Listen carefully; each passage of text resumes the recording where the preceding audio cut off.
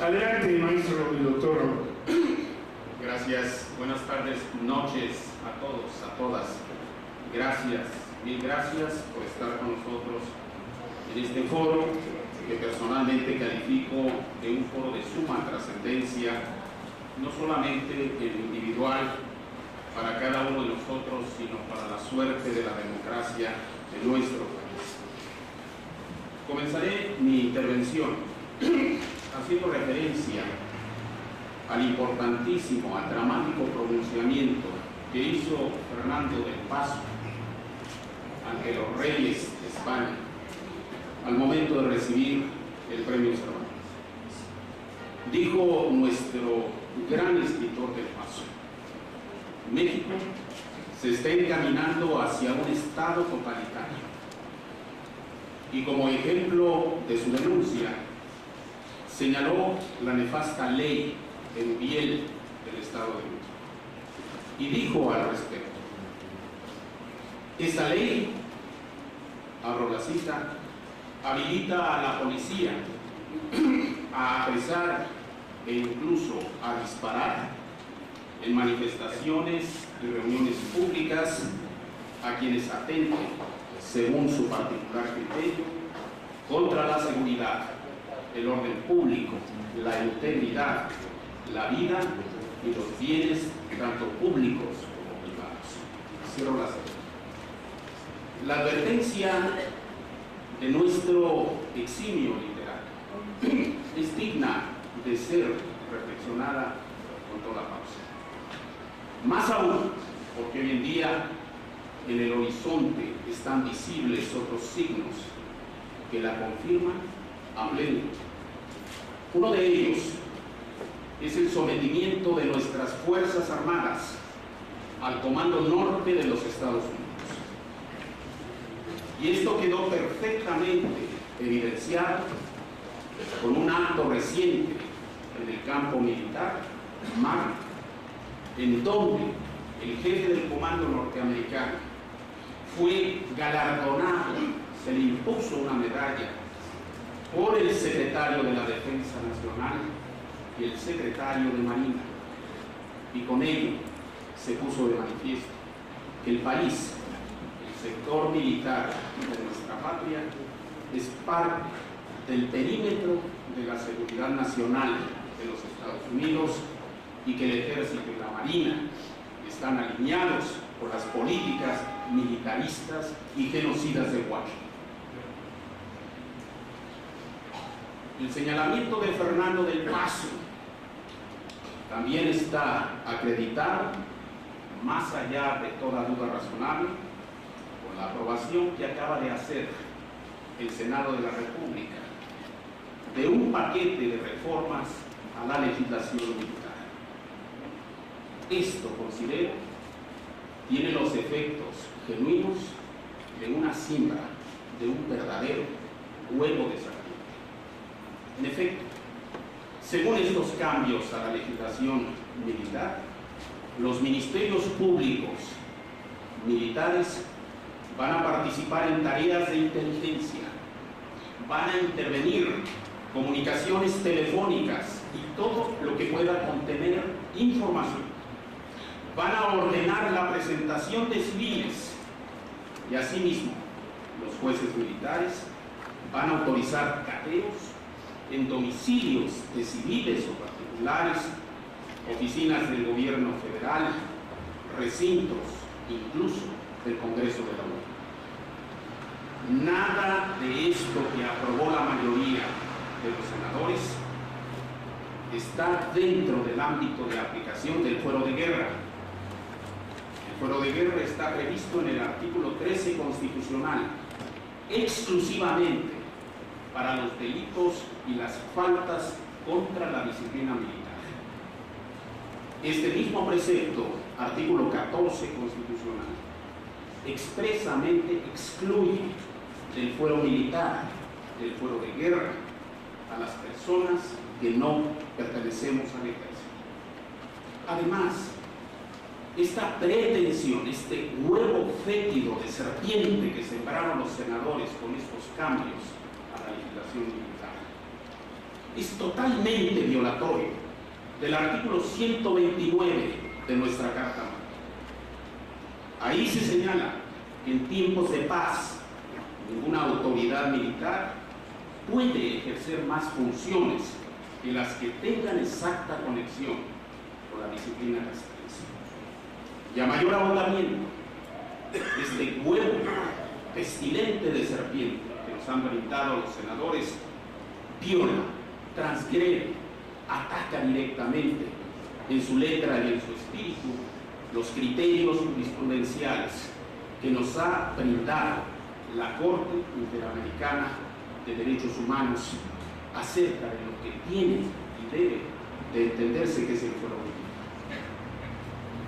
El suceso que corona, sin lugar a dudas, la grave preocupación externada por Fernando del Paso es la inminente aprobación de la ley reglamentaria del artículo 29 constitucional, en la que se pretende conceder poderes exorbitantes, inverosímiles, inauditos al presidente de la República para que pueda suspender derechos humanos a diestra y siniestra.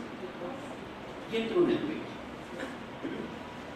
Quiero explicarles muy rápidamente cómo opera la figura de la suspensión de derechos humanos y garantías de acuerdo con los estándares internacionales. De acuerdo con estos estándares, con esta práctica democrática internacional, la suspensión es permitida solo si se cumple la siguiente cadena de condiciones y eventos de carácter político y jurídico. 1. El país que va a ser objeto de la suspensión vive dentro de una normalidad democrática, es decir, funciona bajo los cánones del Estado constitucional de derecho, es decir, el gobierno respeta las garantías fundamentales, el gobierno acoge, promueve y garantiza la dignidad y los derechos humanos de las personas. Luego, esta normalidad democrática se ve amenazada por el surgimiento de una causa de carácter extraordinario y emergente. Y a fin de hacer frente a esa causa extraordinaria de carácter imprevisible y emergente que amenaza a la sociedad democrática, lógicamente nadie puede pensar en términos diferentes. Se impone suspender parcialmente el ejercicio de aquellos derechos humanos que son estrictamente indispensables para la consecución del objetivo de atender a la circunstancia prevista y producir la vuelta a la normalidad democrática. Derivado de lo anterior, una vez que el gobierno que ha decretado la suspensión de los derechos humanos y las garantías fundamentales, una vez que se han superado las causas emergentes, se produce el regreso a la normalidad democrática. El proyecto de ley reglamentaria del 29 constitucional, que otorga poderes extraordinarios, como nunca en la vida constitucional del país, a un presidente de la República, es absolutamente contrario, se opone brutal, radicalmente al estándar democrático internacional que acabo de precisar. Por una razón simple, porque México no vive una normalidad democrática, sino todo lo contrario. Estamos inmersos en una profunda anormalidad de violación grave, sistemática, generalizada de derechos humanos de las personas. Y me refiero rápidamente a algunas de estas dolorosas patologías. La primera de ellas, la patología de la impunidad sistemática. Los crímenes de Estado perpetrados desde la presidencia misma de la República en nuestro país continúan impunes. Eso nada tiene que ver con la normalidad democrática. Y me refiero al genocidio del 2 de octubre de 68, a la matanza cruel de estudiantes por el grupo paramilitar de los Halcones el 10 de junio de 71, a las desapariciones de la horrenda, la nefasta guerra sucia, donde militares y la Brigada Blanca en el campo militar número 1 torturaron, hicieron ejecuciones sumarias y desaparecieron opositores políticos. Me refiero a Pial, Aguas Blancas, el Charco, el Bosque, la Playa, Atenco, Apatzingán, Tanuato, Calera, Zacatecas y sobre todo la tragedia que nos duele y que ofende y agravia la conciencia crítica y ética de la humanidad, es la tragedia de los 43 muchachos normalistas. Una segunda gran patología, la guerra antigua. México no puede de ninguna forma llamarse por su élite en el poder un país que vive y nada en la normalidad democrática, cuando estamos envueltos en un conflicto armado interno, alentado por la Casa Blanca vía la Iniciativa Mérida, y que se apalanca en la presencia inconstitucional del ejército en las calles. El saldo de esta guerra antinarco es trágico a más no poder.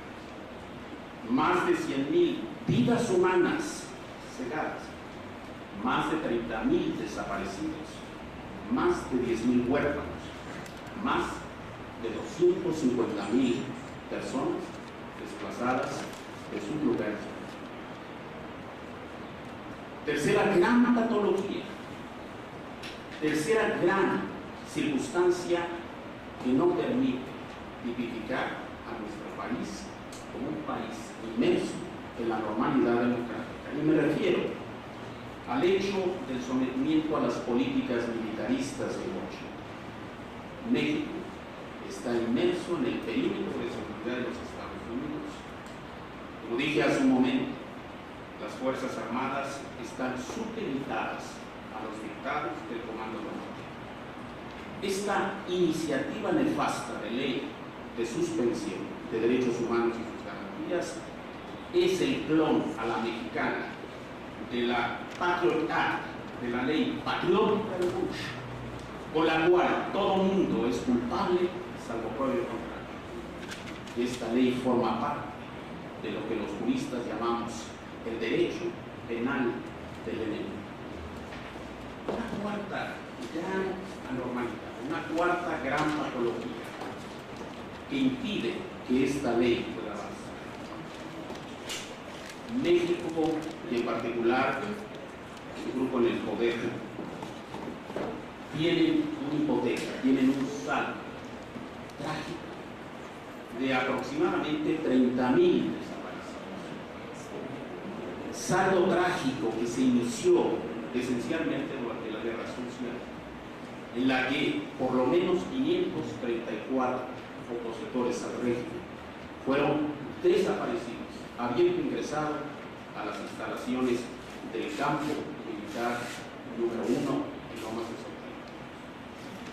Y a estos 534 iniciales que fueron objeto de investigación por la CNDH y que esta produjo una histórica recomendación 26/2001 que no ha sido acatada por el gobierno federal, se añaden aproximadamente 30,000 que han desaparecido desde el día 2 de diciembre del 2006 a la fecha, cuando el presidente de la época, Felipe Calderón Hinojosa, sale a nivel nacional y explícitamente, tal cual, dice que le declara la guerra al crimen organizado.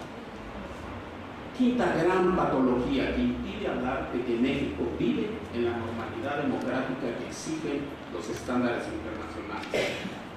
Las torturas, las ejecuciones humanas, como han dicho los relatores de Naciones Unidas, como lo ha dicho el Alto Comisionado de Derechos Humanos de la ONU, como lo han dicho los integrantes del cuerpo directivo de la Comisión Interamericana de Derechos Humanos, en México las torturas, los fusilamientos, las ejecuciones sumarias son una práctica generalizada y sistemática. Sexta gran anormalidad. En México se violan sistemáticamente los derechos humanos de las mujeres, los derechos humanos de los niños, los derechos humanos de los indígenas, los derechos humanos de los pueblos originarios. Séptima gran patología que impide hablar de normalidad democrática en nuestro país: los derechos humanos de los trabajadores se violan sistemáticamente y están hoy en día amenazados con una nueva reforma laboral de carácter meramente, genuinamente regresivo. La octava gran patología es que hay una violación sistemática del derecho humano a la vida decente, del derecho humano a la vida digna de las grandes mayorías del país. Y la octava gran patología que impide hablar de normalidad democrática es la resistencia del gobierno de Peña Nieto al escrutinio internacional. Y esto está reflejado en no querer someterse a lo que nos ha dicho el relator contra la tortura, a lo que nos ha dicho el Comité contra la Tortura, el Comité de Desapariciones Forzadas, la Comisión Interamericana de Derechos Humanos y muy recientemente el Grupo Interdisciplinario de Expertos Independientes, el GENI, del caso Ayotzinapa. ¿Cuál es la conclusión de esto? La conclusión es que México está inmerso en un océano de profundas anormalidades. México está inmerso en una gravísima crisis de derechos humanos y esto hace definitivamente inviable y rechazable este proyecto nefasto de ley reglamentaria del 29 constitucional. Además, es un proyecto que, leído al pie de la letra, claramente se advierte que no está al servicio de la defensa del Estado democrático, que no garantice el orden constitucional y que no protege, no garantice y no promueve los derechos humanos de las personas. Más aún, es un proyecto que responde a las necesidades de control y dominio hegemónico del grupo en el poder y de las grandes corporaciones transnacionales. De aprobarse este proyecto, los siguientes derechos humanos podrían ser objeto de suspensión: el derecho humano a la presunción de inocencia, el derecho humano al debido proceso, el derecho humano a la verdad y a la justicia, el derecho humano a la libertad de prensa, el derecho humano a la libertad de información, el derecho humano a la protesta pacífica, el derecho humano a no ser objeto de actos invasivos de la privacidad. Sería suspendible también el derecho humano a la libre disposición de los bienes, los ahorros y las pensiones. Y por otro lado, también pueden suspender el derecho humano a no ser objeto de expropiaciones arbitrarias, suspender los derechos humanos económicos, sociales y culturales, el derecho a la atención médica, a la salud, a la educación, a la vivienda, a la alimentación, el derecho humano al trabajo, los derechos humanos de los trabajadores, no habría huelgas ni revisiones de contratos, y los derechos humanos de los pueblos indígenas reconocidos en el convenio 169 de la OIT. Por su extrema gravedad, destaca la posibilidad de que, si esto avanza, se pueda suspender lo que se llama el derecho humano al juez natural. ¿Qué quiere decir esto? Que los civiles podríamos ser juzgados por militares. ¿Cuál es la alternativa? La alternativa, en lugar de este fétido, apestoso juego de serpiente que nos pretende endilgar los senadores, es clara y precisa. Primero, parar inmediatamente la guerra antilana. Segundo, regresar a los cuarteles, al ejército.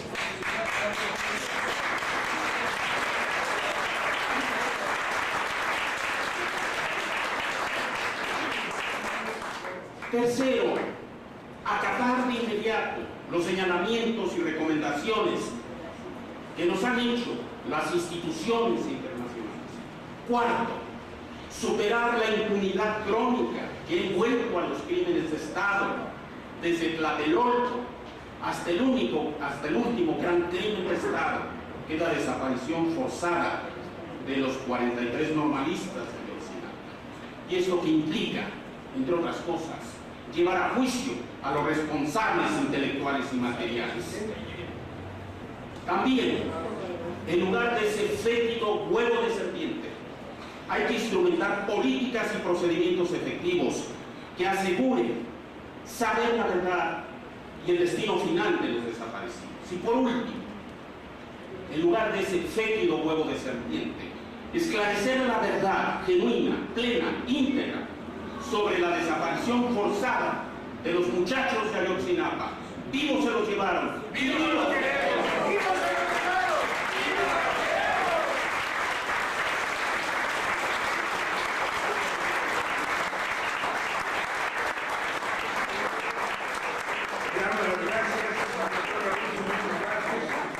Quisiera cerrar con una brevísima. Un fantasma recorre el país. Y este fantasma es el del fascismo. Es el fantasma del Estado policíaco-militar. Negarse a ver esta realidad puede llevarnos a la trágica experiencia de las sangrientas dictaduras del Cono Sur. No lo permitamos.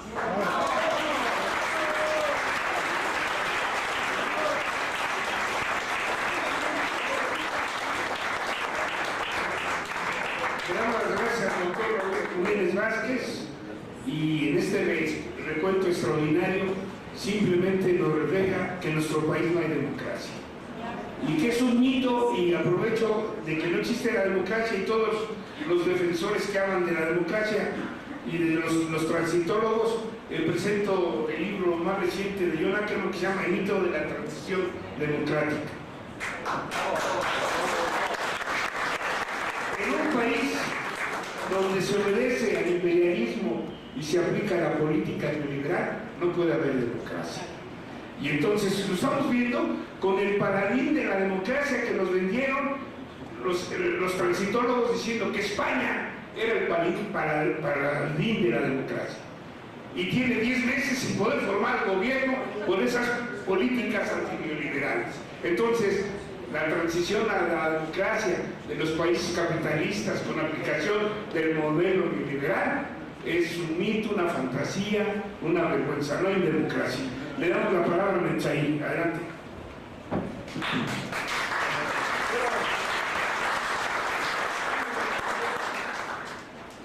Bueno, muchas gracias a todos ustedes por su compañía. Me siento honrado de estar en esta reunión con todos ustedes y en esta mesa con los compañeros del presidio. La ley que nos reúne, que nos alerta el día de hoy, es una ley reglamentaria de un artículo constitucional, del artículo 29 constitucional. Por supuesto, es muy importante reconocer, darnos cuenta que esta legislación, este pedazo de legislación está inserto en un marco regulatorio, en un marco político, en un marco de políticas militares de seguridad. Entonces, en ese contexto tenemos que analizar, en efecto, esta ley que está aprobándose en nuestro país.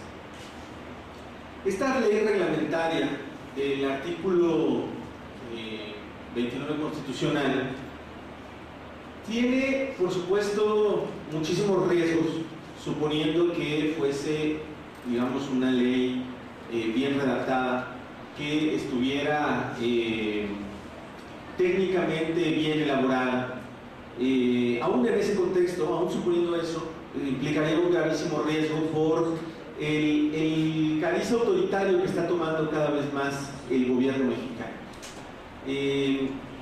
Hay muchos datos que lo muestran. Uno de ellos que yo agregaría es la sistemática amenaza y muerte de periodistas en México.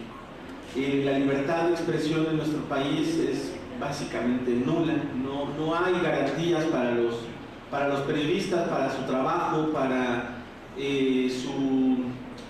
para garantizar su libertad de expresión, ¿no? que al fin y al cabo es también nuestra garantía de información. Es decir, en la medida en que los periodistas puedan hacer su trabajo libremente, también nosotros tenemos derecho de acceder a información veraz. Y el problema es que en este país los periodistas no tienen garantías. Se puede ver en Veracruz, pero no solamente en ese caso tan brutal, sino en todo el país. En todo el país los periodistas no tienen realmente garantías mínimas, no tienen el derecho real de hacer valer la cláusula de conciencia o proteger sus fuentes periodísticas, en fin. Hay una serie de problemas que someten a los periodistas a permanente riesgo en nuestro país. Pero bueno, les decía, aún suponiendo que esta ley fuese elaborada de una manera técnica correcta, esta ley sería un grave riesgo para todos nosotros. Ya creo que lo hemos dejado claro en esta mesa, pero el gran problema es que ni siquiera es una ley bien redactada, ni siquiera es una ley que cumpla con los estándares internacionales de derechos humanos, ni siquiera es una ley que cumpla con la Constitución Política de los Estados Unidos Mexicanos, que como ustedes saben, la Constitución Política de los Estados Unidos Mexicanos se reforma continuamente, se reforma, imagínense, una vez cada 6 meses, para adecuarla a las necesidades de los partidos políticos en el gobierno. Entonces, bueno, pues, lamentablemente nuestra Constitución ya no es una garantía sólida para frenar las violaciones a derechos humanos a los que nos enfrentamos. Pero imagínense, esta ley que se está aprobando en el Congreso mexicano es tan grave, tan peligrosa, que ni siquiera respeta esos marcos constitucionales y ni siquiera respeta las convenciones internacionales a las que México se ha obligado, con las que México se ha comprometido. Me permito darles 3 ejemplos. El artículo 26 de la ley que están a punto de aprobar en el Congreso mexicano dice que van a suspenderse, en caso de que el presidente ejerza estas atribuciones, van a suspenderse las acciones legales para solicitar reparación del daño.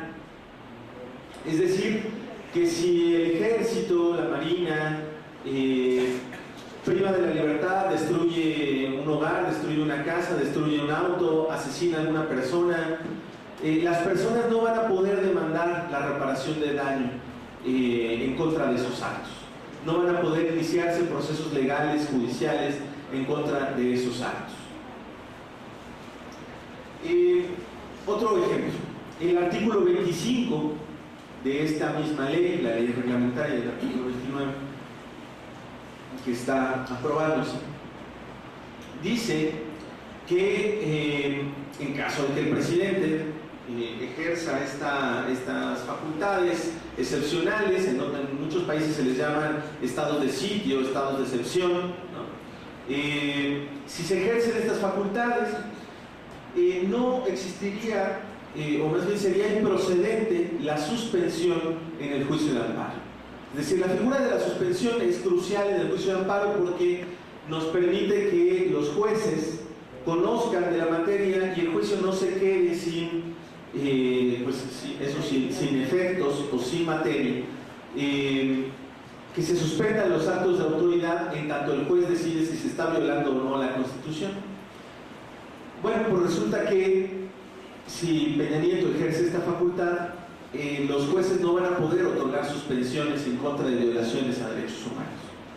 Esta figura de la suspensión es crucial. Por ejemplo, la ley de amparo prevé la posibilidad de que una persona que está siendo detenida o que está siendo incomunicada o que puede ser objeto de desaparición forzada, por ejemplo, solicite a través de sus abogados, a través de familiares, a través de otras personas, solicite que se suspenda el acto, se suspenda, digamos, su incomunicación, se suspenda pues la situación que lo está, que está violando sus derechos humanos. Se detenga ese acto de autoridad mientras el juez encuentra si hay realmente algún fundamento detrás del caso. Bueno, pues resulta que ese tipo de suspensiones no van a poderse solicitar en un estado de sitio o en un estado de excepción decretado por Peña Nieto, ¿no?, de acuerdo a esta legislación. Y bueno, no es el único, pero esos son casos muy graves, ¿no? Es decir, cuando una persona no tiene un defensor adecuado, cuando está probablemente en una prisión militar o en un cuartel militar, pues no, y no tiene comunicación con sus familiares, pues no va a tener derecho sus familiares a pedir la suspensión del acto reclamado mediante un juicio de amparo. No se va a poder, no será legalmente posible. Esto es muy grave por lo que implica, por supuesto, pero también es grave porque la Suprema Corte de Justicia de la Nación, la Suprema Corte Mexicana, había señalado o ha señalado hasta el momento, ha sostenido hasta el momento que la jurisprudencia de la Corte Interamericana de Derechos Humanos es obligatoria para nuestro país, es obligatoria para los jueces mexicanos. Y no solamente la jurisprudencia cuando México es parte, sino también los casos que resuelve la Corte Interamericana en donde México no es parte, pues esos criterios establecidos por la Corte Interamericana son obligatorios para nuestro país. Y resulta que hay jurisprudencia de la Corte Interamericana de Derechos Humanos que dice que no son suspendibles las garantías del debido proceso en un estado de excepción, y tampoco, alegando uno de estos suspensión de garantías o estados de sitio, no se puede suspender la figura del amparo. Expresamente lo ha dicho la Corte Interamericana de Derechos Humanos. No puede eliminarse la figura del amparo aun cuando haya un estado de excepción. Pero resulta que en nuestro país pues se va a ignorar eso. Los legisladores mexicanos van a ignorar la jurisprudencia de la Corte Interamericana de Derechos Humanos. Y por lo tanto van a ignorar también la jurisprudencia de la Corte Mexicana, que ha dicho que se tiene que respetar esa jurisprudencia. Esto tal vez nada más como dato que nos puede servir a todos, es una opinión consultiva de la Corte Interamericana de Derechos Humanos, es 9/87, donde expresamente señalaba, es más, si me da tiempo les voy a leer el resolutivo de la Corte Interamericana de Derechos Humanos, donde dice que no puede eliminarse la figura del amparo en un estado de excepción. Finalmente, un ejemplo adicional. El artículo 11 de esta ley, que está por aprobarse, señala, se las voy a leer para que me crean. Todas las autoridades tienen la obligación de coadyuvar con el titular, y resalto, con el titular del Poder Ejecutivo Federal para asegurar el restablecimiento de la normalidad. Bueno, esto es una norma que está establecida en una ley, la ley reglamentaria del artículo 29. Y básicamente lo que se propone esta norma es desaparecer, borrar de un plumazo la división de poderes. Hay órganos especialmente diseñados para controlar al Poder Ejecutivo Federal. Y no deberían coadyuvar con el Poder Ejecutivo Federal, tendrían que frenarlo, tendrían que controlarlo, tendrían que supervisarlo. Mencionemos solamente a la Comisión Nacional de los Derechos Humanos, a la Comisión de Atención a Víctimas, al propio Congreso de la Unión o a la Suprema Corte de Justicia de la Nación. Son órganos que tendrían que frenar o supervisar lo que hace el presidente de la República y no coadyuvar con él. Por supuesto, proteger los derechos de las personas y frenar los abusos en que pudiera incurrir el Ejecutivo. Pero lo grave aquí, insisto, no es solamente la cuestión de fondo, es que se está violando el ordenamiento mexicano. Es decir, la Constitución Política de los Estados Unidos Mexicanos, nuestra norma suprema, señala que debe existir la división de poderes, ¿no? La norma suprema, en la primaria nos la enseñaban, ¿no? La cúspide del ordenamiento jurídico mexicano. Pero resulta que un grupo de legisladores, con mayoría priista, aprueban una ley y dicen que todas las autoridades tienen la obligación de coadyuvar con el titular del Poder Ejecutivo Federal. Ni siquiera señalan con el Ejecutivo Federal, con el Poder Ejecutivo, no, con Peña Nieto. Tienen ustedes que coadyuvar con el señor Enrique porque él sabe lo que hace, ¿no? Es una aberración jurídica. ¿Por qué? Porque están violando la división de poderes que está en la cúspide del ordenamiento jurídico con una ley secundaria.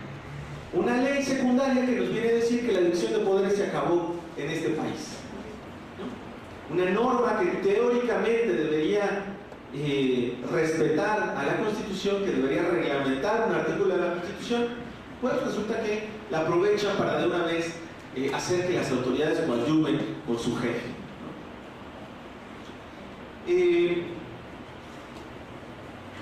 Yo les quiero decir que estos son algunos elementos que nos muestran la gravedad del ordenamiento jurídico al que nos estamos enfrentando. En efecto, no es la única ley de este tipo que hay en México.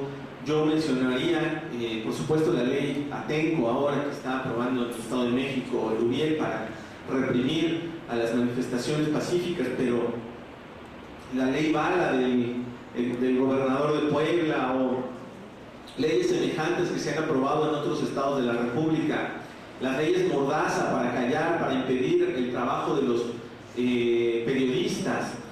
No sé si ustedes lo saben, pero hay estados donde se aprobaron leyes Mordaza que dicen que los periodistas no pueden ir a reportar directamente al lugar de los hechos. Si hay un asesinato, si hay un ataque del ejército, no se puede reportar. Se tiene que reportar lo que diga el boletín de prensa del ejército o de la policía. Hay leyes en México que dicen eso. Estamos ante un país donde se está enraizando el autoritarismo de una manera atroz.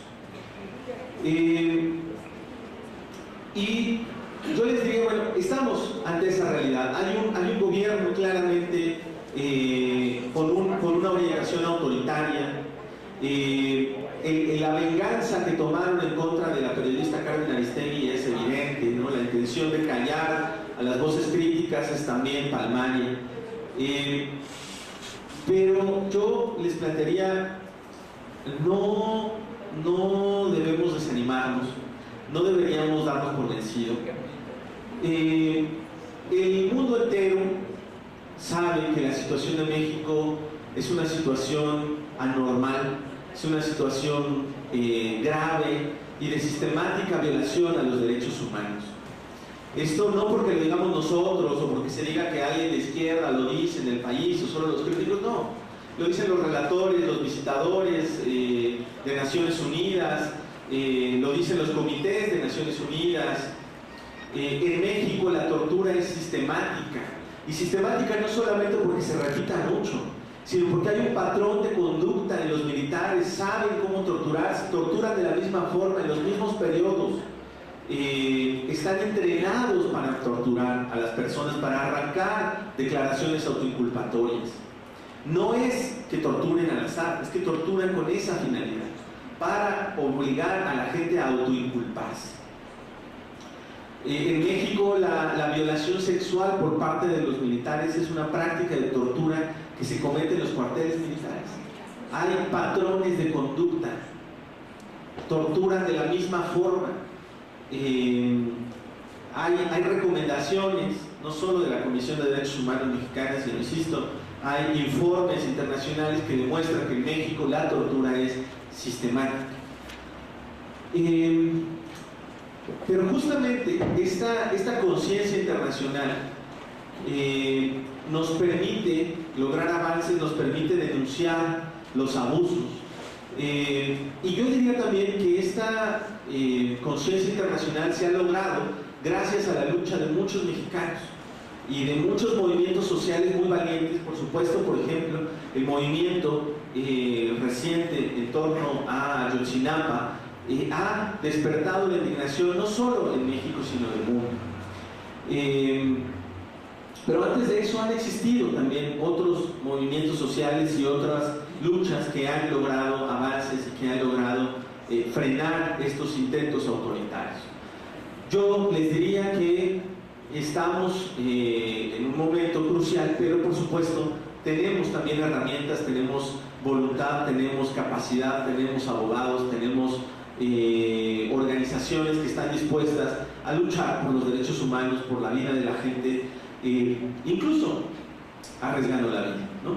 Hay mucha gente en estas luchas, en todo el país, en los movimientos sociales, en las organizaciones de defensores de derechos humanos, los periodistas valientes que se atreven a reportar y a violar esas leyes mordaces.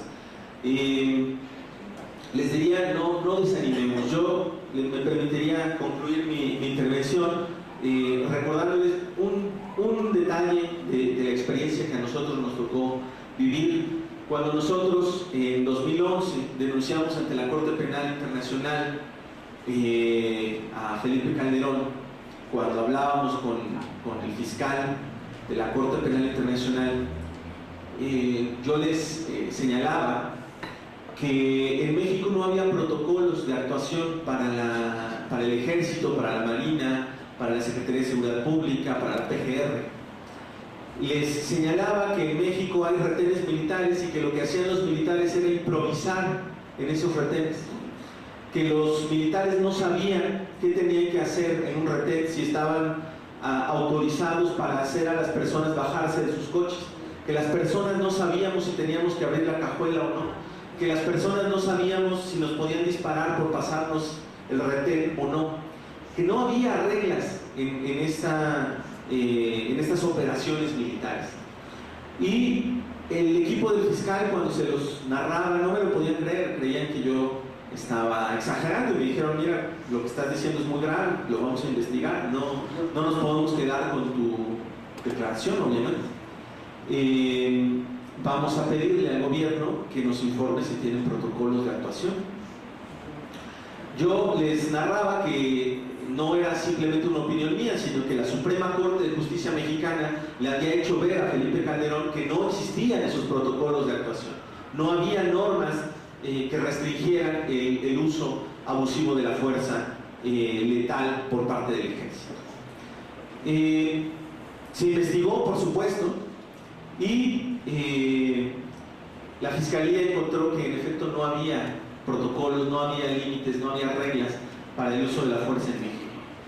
Y lo que ocurrió es que Felipe Calderón, varios meses después, al tener que responder a los informes que le exigía la Fiscalía de la Corte Penal Internacional, se dio cuenta que uno de los factores fundamentales que sostenían nuestra acusación era esa ausencia de protocolos que era imputable directamente a él. Felipe Calderón era directamente responsable de haber omitido esos protocolos de actuación durante todo su sexenio. Y entonces, al finalizar su sexenio, en los últimos meses de su sexenio, emitió unos protocolos de actuación. Después de 5 años y medio de guerra contra el narco, finalmente emitió unos protocolos de actuación. Por supuesto, sigue habiendo abusos, sigue habiendo tortura, sigue habiendo violaciones de derechos humanos, pero al menos ha parado un cierto tipo de violaciones. Yo les recordaría que en el sexenio de Calderón era muy común que en los retenes se asesinara a familias, directamente incluso mataron niños. El ejército mató niños en los retenes militares, porque la gente no veía a los soldados, se pasaban el retén, el puesto militar, y les disparaban a los automóviles, los acribillaban, los cosían a balazos, y mataron niños, familias, obviamente desarmadas. Muchas personas perdieron la vida en esos retenes por responsabilidad de Felipe Calderón, porque jamás se atrevió a emitir estos protocolos, sino hasta que se vio en peligro de ser acusado ante un órgano internacional. Hoy en día, afortunadamente, como tenemos ya este tipo de protocolos, El ejército sabe que no puede disparar a los autos que se pasan en un retén militar. Y sabe que lo único que pueden hacer en todo caso es alcanzarlos, frenarlos, pero no pueden ya disparar en contra de los autos que se siguen, que no ven el retén militar. Eso ha evitado muchísimas muertes y yo la verdad creo que es un mérito de las 23,000 personas que nos acompañaron en ese esfuerzo por denunciar los crímenes que se estaban cometiendo en el contexto de la guerra contra el narco de Felipe Calderón. Les quiero decir con esto que hay mucho que podemos lograr, hay mucho que podemos hacer, hay mucho que podemos transformar y que esta situación no debe desanimarnos y no debe postrarnos ante este Estado autoritario que pretende amedrentarnos, que pretende atemorizarnos. Continuamente hay estas intentonas porque justamente lo fundamental, lo principal que quieren reprimir no es solamente nuestras libertades físicas, sino nuestra solvencia, nuestra estabilidad moral, nuestra confianza en nuestro país, nuestra confianza en el futuro es lo que quieren minar. Y yo los invito a que no permitamos que eso suceda, que miremos con una sonrisa al futuro y que sigamos luchando por transformar este país.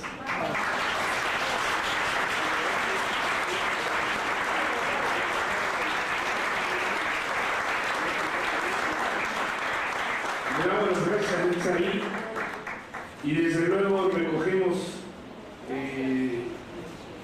su voluntad y su exhorto a todos nosotros de que no todo está perdido y que la cuestión jurídica es importantísima, pero debe ir acompañada de la cuestión política.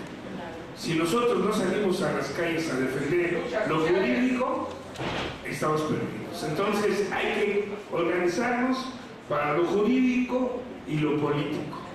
Y afortunadamente no todo está perdido.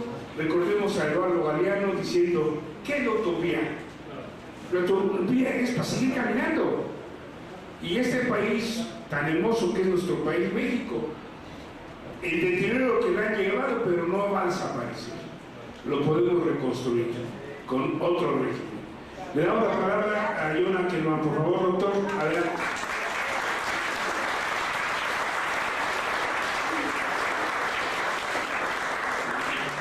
Buenas noches. Hay luces ahí atrás, ahí tenemos en la oscuridad, del laboratorio. Ya se nos fue la luz. Entonces, que es menos caluroso. Calor. No quiero presionar nomás. Quería estar románticamente. Me sentí de repente un teatro. Pues un gusto, un honor como siempre estar aquí. Le agradezco a Francisco, al gran Ángel Guerra, por ahí. Muchas gracias a Ángel por siempre convocarnos ustedes, convocarme a mí a estos diálogos tan importantes. A veces nos desanimamos, pero a veces, y siento que cada lunes de aquí a,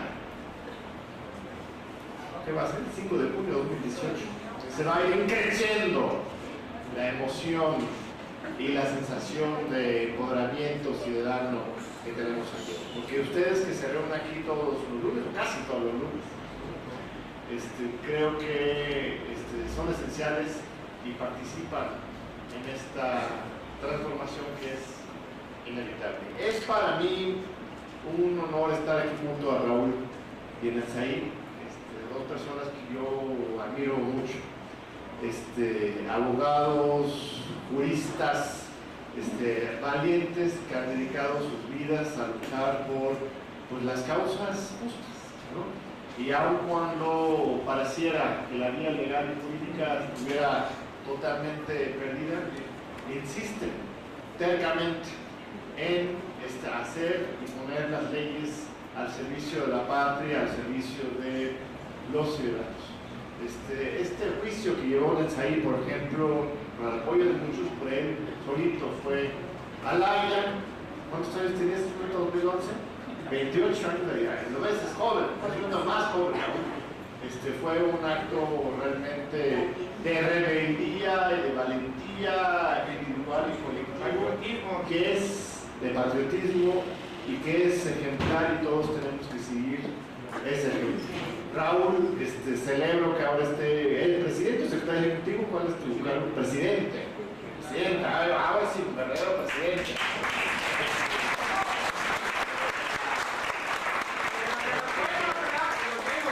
La Asociación Nacional de Abogados Democráticos, que ha sido una organización fundamental en todas estas luchas, y cada vez más importante el empuje que le está dando Raúl ahora es esencial. Necesitamos multiplicar los liderazgos, las visiones, justamente para aprovechar de este contexto, porque el contexto que estamos viviendo, yo siempre peco quizás de un optimismo exagerado de la voluntad, pero el contexto que estamos viendo es de un colapso institucional que genera un vacío de poder tan grande que sería pues, un verdadero suicidio no aprovechar de ello.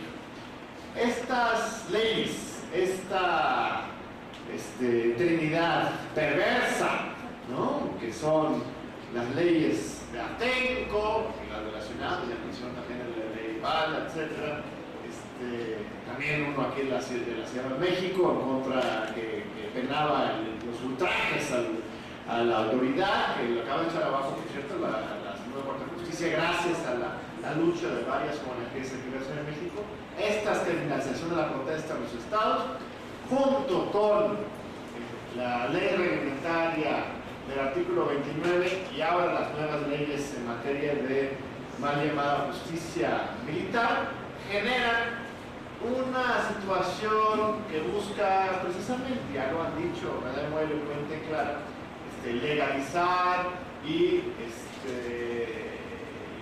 permitir, ¿no?, prácticas que ya de por sí existen, pero ahora es así como la privatización del petróleo, ya estaba en el proceso de privatización, pero necesitaba el respaldo legal para afianzar esta privatización y permitir y protegerse en contra de movimientos políticos y procesos y presiones internacionales. De la misma forma, esta represión ya existía, pero están aprovechando de, espero, sus últimos años en el poder público para establecer, institucionalizar estas leyes en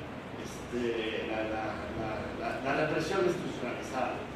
Pero esto demuestra una desesperación, una falta de legitimidad.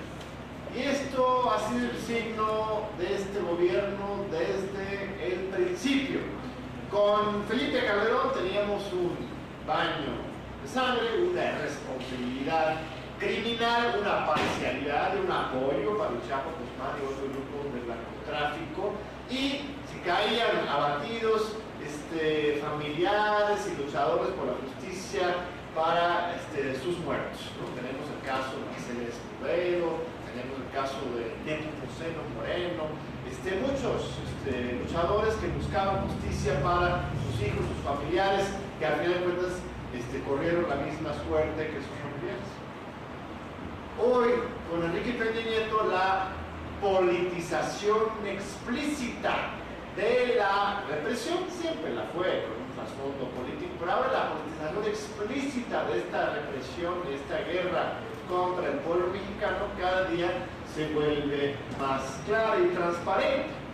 Inicia el 1 de diciembre de 2012 con la represión, bueno, la provocación y a su vez la respuesta a esa provocación de parte de las fuerzas federales y locales, comandadas de manera simultánea por quien hoy es el jefe del CONADIC, ¿no? Mondragón, su primera, Carlos, Manuel Mondragón y Carlos, iba saliendo ese sector de la República de la Ciudad de México, entrando a lo federal, en un momento en que la Cámara de Diputados y por lo tanto el Congreso de la Unión, el 1 de diciembre de 2012, fue encabezado por Jesús Murillo Karam como diputado federal, todavía no había nombrado procurador todavía en ese momento. En esas manifestaciones, las fuerzas de la supuesta seguridad asesinan a un manifestante pacífico, Juan Francisco Goykendall, y otro, Uriel Sandoval, se llama, tocayo de Benzaí, perdió un ojo en esas manifestaciones, esa represión del 1 de diciembre. A partir de esa fecha, todas y cada una de las aglomeraciones, sobre todo cuando se trataba de o jóvenes o indígenas, encontraba una respuesta de represión directa. Todas las manifestaciones de la Ciudad de México, el 2 de octubre, el 5 de junio, todas las manifestaciones terminaban con encarcelamientos de estudiantes y jóvenes, alumnos míos, nuestros de la Facultad de Derecho, de la UNAM, estuvieron encarcelados y todavía quedan varios por ahí. Siguen encarcelando de manera sistemática, sobre todo los maestros y los estudiantes. Hoy hay todavía una docena de maestros de Chiapas y de Oaxaca, o en la cárcel, o recientemente metieron en la cárcel un grupo de 40 normalistas de Michoacán, los dejaron ir después de 2 o 3 meses, después de que había pasado Navidad en la cárcel. Esto ya es un patrón muy sistemático de represión y de intencionalidad política en contra de las organizaciones públicas. Esta estrategia intimidatoria ha funcionado en el corto plazo. 2015 fue un año relativamente desprovisto de grandes manifestaciones. Bueno, todos los años anteriores habíamos vivido grandes manifestaciones. 2014 en Ayotzinapa, el año anterior de los maestros que siguen ahí, de 2013, 2012, lo de Yo Soy 132, 2011, el Movimiento por la Paz. Vamos viendo una cantidad de movilizaciones año con año hasta 2015, que justamente a este reflujo, en respuesta una doble estrategia, que es la de la represión que hemos estado viendo, ahora que se busca legalizar, y por otro lado, lo que es las tácticas dilatorias, como esta simulación que hemos estado viviendo con el grupo interdisciplinario de expertos independientes, ¿no? El gobierno le apostaba, así como en 1996 el gobierno le apostaba a que la creación de una institución como el IFE, una nueva institución, una nueva comisión de investigación, iba a poder distraer la atención y al final de cuentas iban a poder controlar y evitar que llegaran al fondo de la situación, en su momento los consejeros electorales y ahora este grupo del EGE. De manera interesante vemos incluso una figura que se repite en estos dos escenarios históricos, que se llama Emilio Rabasa Gamboa, que fue de los representantes del gobierno de pues era ya de Cedillo, pues, ¿no? En la negociación en Chiapas, ¿no? Que por medio de los acuerdos de San Andrés y la creación del IFE nos intenta desviar por acuerdos institucionales y creación de nuevas instituciones para dilatar y alargar el proceso y cansar al movimiento, mientras por otro lado viene la represión directa. Hoy mismo Miguel Rabasa es, por ejemplo, el embajador del gobierno Enrique Peña Nieto en la OEA, ni más ni menos. Él es el que orquesta esta estrategia. Lo bueno es que le sale por la culata, así como también le salió por la culata en el corto plazo el IFE, ¿no? Tuvimos ahí a consejeros, por ejemplo, valientes como Jaime Cárdenas, Jesús Cantú, que tomaron en serio su papel y se metieron al fondo. Aquí también los expertos del EGE no se dejaron llevar por esta simulación que se les querían poner como una trampa. Ellos se van del país denunciando el encubrimiento y el obstáculo a sus investigaciones y están declarando a los cuatro vientos que México es uno de los países más corruptos que existen en el mundo entero. Y eso nos dice incluso Ángela Buitrago, que conoce muy bien el sistema de Colombia, por ejemplo. Todos estos expertos vienen de países en guerra. Claudia Paz y Paz de Guatemala, que acaba de venir de unas décadas de genocidio, Chile, que ni se diga, también vivieron sus momentos de genocidio, de represión fascista por Pinochet. Todos se van con un disgusto y un asusto por los entretelones que encontraron este sistema tan putrefacto. Enrique Peña Nieto se ha visto obligado a cancelar su visita a Holanda. Esto es un resultado directo con la exhibición del grupo de expertos y de todos nosotros que todos los días estamos exhibiendo y transparentando lo que realmente está pasando en nuestro país. Holanda pensaba, el rey, ¿no? El rey está ahí todavía, pensaba recibir a Peña Nieto, así como acaba de ocurrir ahora en Alemania, en Dinamarca, pero empezaban a ver esta reunión que tienen preparada hace un año, ahora ya empieza a ver la agenda, el gobierno mexicano empieza a condicionar, los holandeses no aceptan estos chantajes y al final de cuentas el gobierno mexicano decide, para no arriesgar aún más su reputación internacional, cancelar ahí. Entonces, como dice Kensai, las cosas están pasando y sobre todo aquí mismo nuestra sociedad está pasando. Enrique Peña Nieto, su popularidad, su legitimidad está por los suelos, todo el mundo lo sabemos.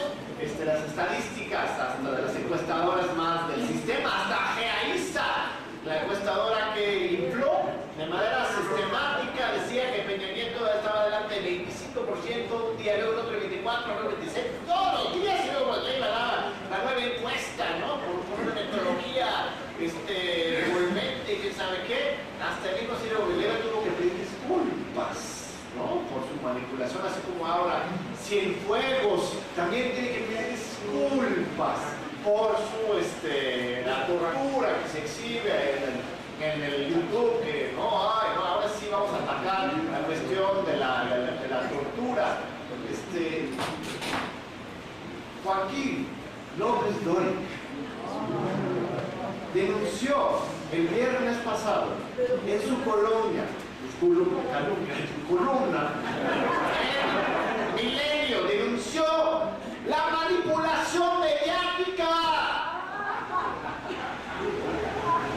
del Wall Street Journal. Dice el Wall Street Journal toma pura, no investiga sus fuentes y tenemos una situación de fragilidad del sistema estructural, un frágil sistema de información en México. Es tan frágil que ya nadie distingue entre la verdad y la mentira, ya nadie confía en lo que se les dice. El Señor se está dando cuenta, no creo que se arrepienta, pero se está dando cuenta, está cayendo víctima de su propia, se cagó su propia tumba al Señor. Eso es lo que está pasando en nuestro país. Cuando un general del ejército que ha estado a cargo de todas estas torturas y violaciones sistemáticas de derechos humanos, de repente denuncia la tortura, cuando el jefe de la manipulación denuncia la manipulación, cuando Mario Fabio Beltrones se indigna puro ante los medios de comunicación y dice que cómo es posible que se hayan infiltrado sus candidatos con el narco en Tamaulipas,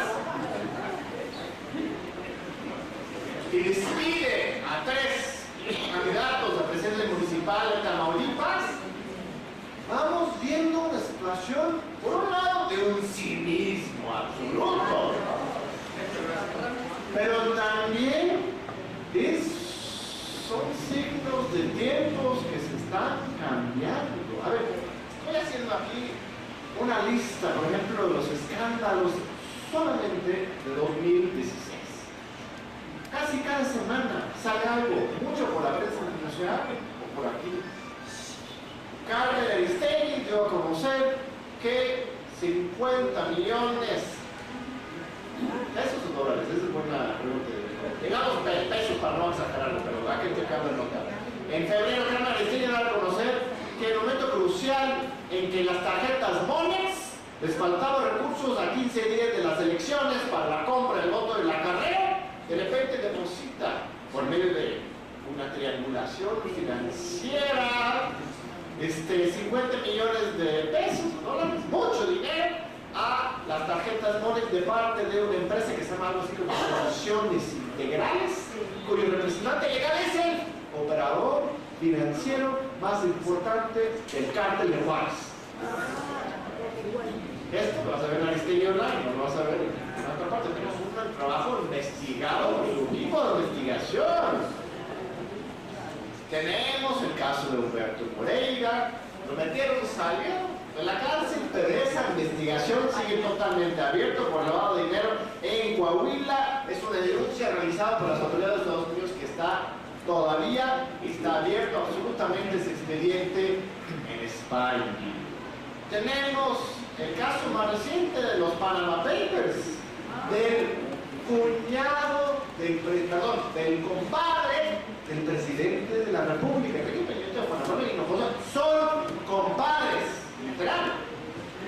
Aquí, no sé cuál bautizó el hijo de quién, pero son, no me importa, pero ahí creo que es Hinojosa que bautiza a los hijos de Peña Nieto, me corregirán si no tengo bien las redes de poder ahí, pero son compadres de esos señores.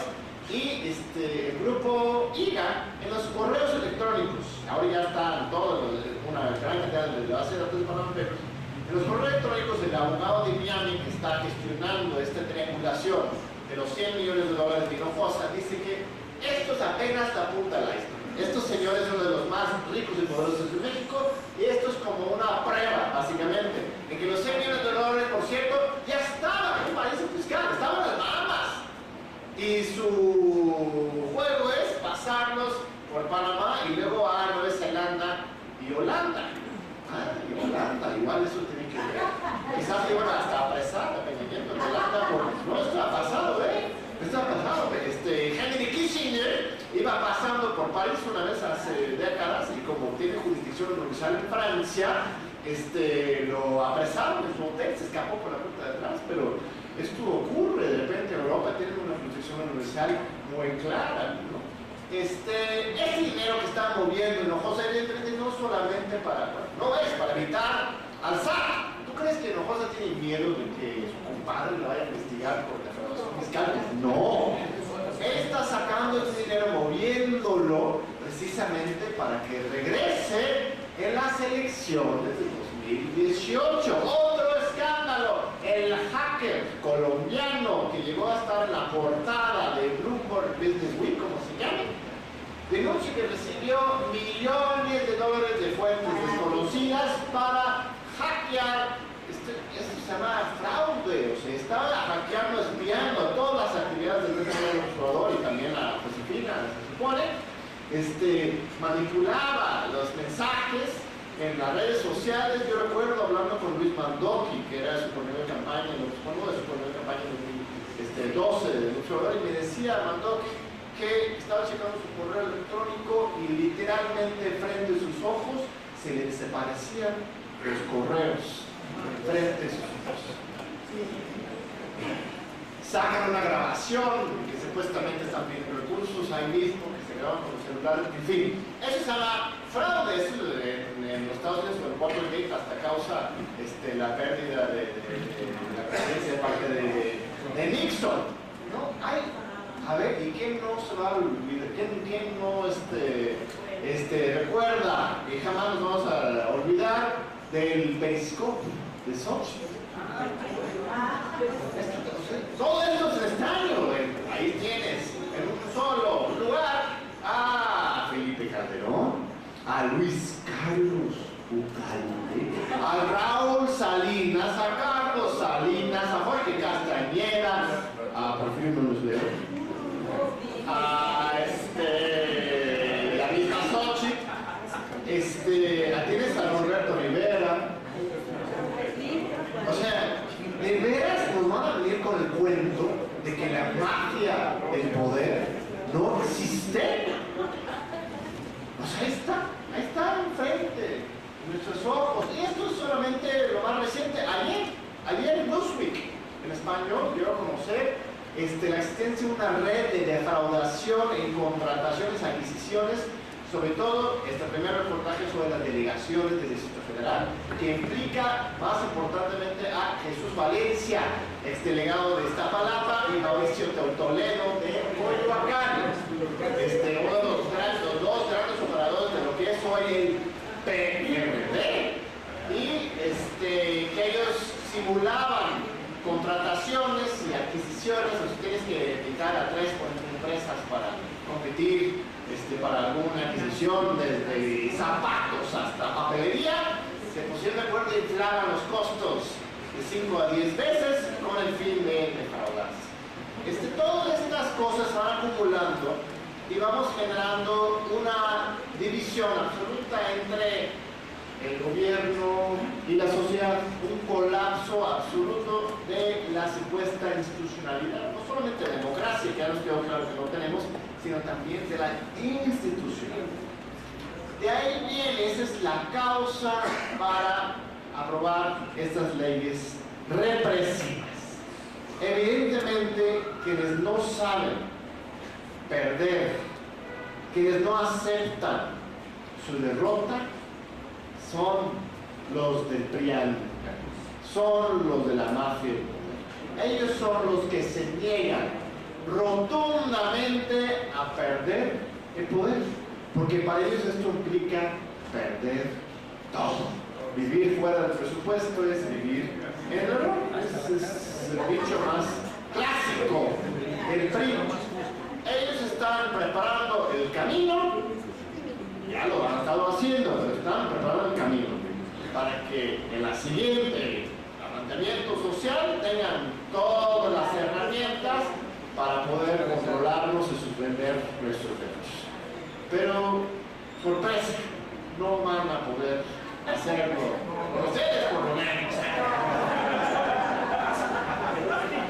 La caída de la legitimidad internacional es muy importante y el despertar de la conciencia mexicana es muy grande. Ellos sobreestiman, al final de cuentas, su poder, y México hoy se parece mucho a Venezuela antes de la revolución bolivariana, antes de Ecuador, antes de la revolución ciudadana, antes de Bolivia, antes de la llegada de este movimiento al socialismo. Yo no digo que en México vamos a tener ni un Evo, ni un Chávez, ni un Rafael Correa.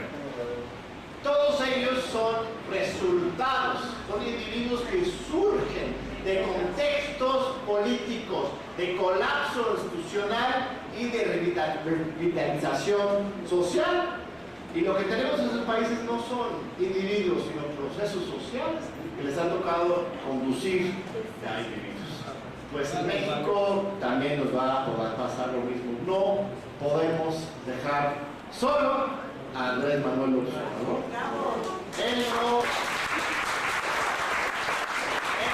es el Salvador, no es su Mesías, no es nada más ni nada menos que un individuo honesto que ha dicho no y se ha negado a transar con el poder en muchas ocasiones. Y si él va a llegar, si su llegada también va a generar un cambio social, no va a depender de él. Va a depender de nosotros defender a nuestra patria, defender a nuestro voto y defender a la justicia una vez que tengamos gobierno. Muchas gracias.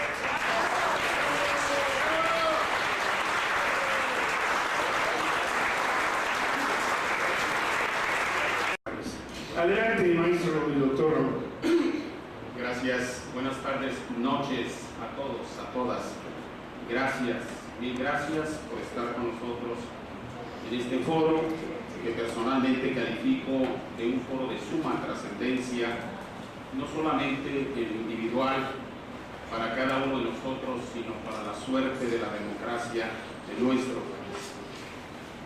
Comenzaré mi intervención haciendo referencia al importantísimo, al dramático pronunciamiento que hizo Fernando del Paso ante los reyes de España al momento de recibir el premio Cervantes. Dijo nuestro gran escritor del Paso: México se está encaminando hacia un Estado totalitario. Y como ejemplo de su denuncia, señaló la nefasta ley Erubiel del Estado de México y dijo al respecto: esta ley, abro la cita, habilita a la policía a apresar e incluso a disparar en manifestaciones y reuniones públicas a quienes atenten, según su particular criterio, contra la seguridad, el orden público, la integridad, la vida y los bienes tanto públicos como privados. Cierro la cita. La advertencia de nuestro eximio literario es digna de ser reflexionada con toda pausa. Más aún, porque hoy en día en el horizonte están visibles otros signos que la confirman a pleno. Uno de ellos es el sometimiento de nuestras Fuerzas Armadas al Comando Norte de los Estados Unidos. Y esto quedó perfectamente evidenciado con un acto reciente en el campo militar, MAG, en donde el jefe del comando norteamericano fue galardonado, se le impuso una medalla por el secretario de la Defensa Nacional y el secretario de Marina. Y con ello se puso de manifiesto que el país, el sector militar y sus humanos, que son estrictamente indispensables para la consecución del objetivo de atender a la circunstancia imprevista y producir la vuelta a la normalidad democrática. Derivado de lo anterior, una vez que el gobierno que ha decretado la suspensión de los derechos humanos y las garantías fundamentales, una vez que se han superado las causas emergentes, se produce el regreso a la normalidad democrática.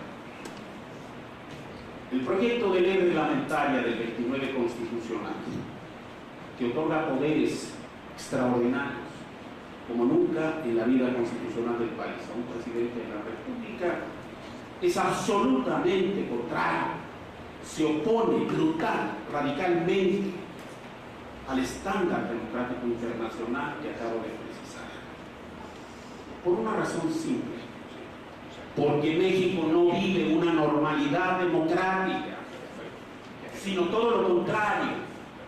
Estamos inmersos en una profunda anormalidad de violación grave, sistemática, generalizada de derechos humanos de las personas. Y me refiero rápidamente a algunas de estas dolorosas patologías. La primera de ellas, la patología de la impunidad sistemática. Los crímenes de Estado perpetrados desde la presidencia misma de la República en nuestro país continúan impunes. Eso nada tiene que ver con la normalidad democrática. Y me refiero al genocidio del 2 de octubre de 68, a la matanza cruel de estudiantes por el grupo paramilitar de los halcones el 10 de junio de 71, a las desapariciones de la horrenda, la nefasta guerra sucia, donde militares y la Brigada Blanca en el campo militar número 1 torturaron, hicieron ejecuciones sumarias y desaparecieron opositores políticos. Me refiero a Pial, Aguas Blancas, el Charco, el Bosque, la Playa, Atenco, Apatzingán, Tanuato, Calera, Zacatecas, y sobre todo la tragedia que nos duele y que ofende y agravia la conciencia crítica y ética de la humanidad. Y a mayor ahondamiento, este huevo pestilente de serpiente que nos han brindado los senadores viola, transgrede, ataca directamente en su letra y en su espíritu los criterios jurisprudenciales que nos ha brindado la Corte Interamericana de Derechos Humanos acerca de lo que tiene y debe de entenderse que es el fuero político.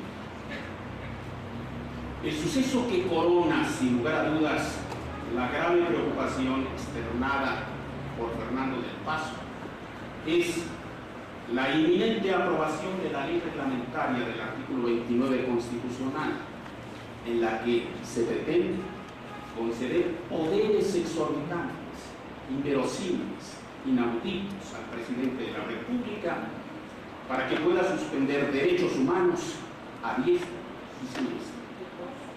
Y entro en el tema.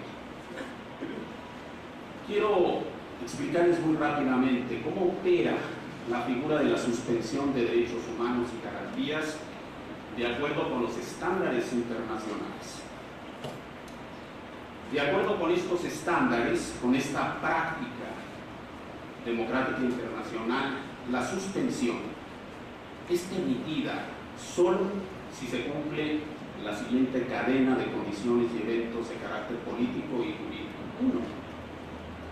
El país que va a ser objeto de la suspensión vive dentro de una normalidad democrática, es decir, funciona bajo los cánones del Estado constitucional de derecho, es decir, el gobierno respeta las garantías fundamentales, el gobierno acoge, promueve y garantiza la dignidad y los derechos humanos de las personas. Luego, esta normalidad democrática se ve amenazada por el surgimiento de una causa de carácter extraordinario y emergente. Y a fin de hacer frente a esa causa extraordinaria de carácter imprevisible y emergente que amenaza a la sociedad democrática, lógicamente nadie puede pensar en términos diferentes. Se impone suspender parcialmente el ejercicio de aquellos derechos de nuestra patria, es parte del perímetro de la seguridad nacional de los Estados Unidos, y que el Ejército y la Marina están alineados por las políticas militaristas y genocidas de Washington. El señalamiento de Fernando del Paso también está acreditado, más allá de toda duda razonable, por la aprobación que acaba de hacer el Senado de la República de un paquete de reformas a la legislación militar. Esto, considero, tiene los efectos genuinos de una siembra, de un verdadero huevo de serpiente. En efecto, según estos cambios a la legislación militar, los ministerios públicos militares van a participar en tareas de inteligencia, van a intervenir comunicaciones telefónicas y todo lo que pueda contener información. Van a ordenar la presentación de civiles y asimismo los jueces militares van a autorizar cateos en domicilios de civiles o particulares, oficinas del gobierno federal, recintos, incluso del Congreso de la Unión. Nada de esto que aprobó la mayoría de los senadores está dentro del ámbito de aplicación del fuero de guerra. El fuero de guerra está previsto en el artículo 13 constitucional, exclusivamente para los delitos y las faltas contra la disciplina militar.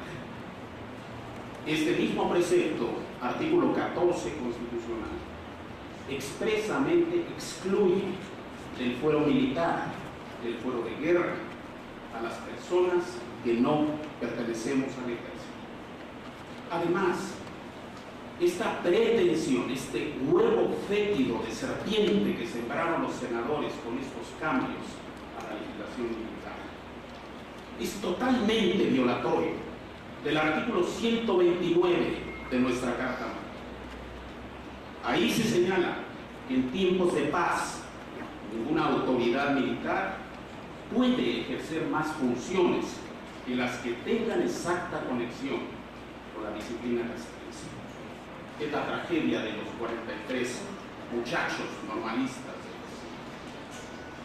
Una segunda gran patología, la la guerra antigua.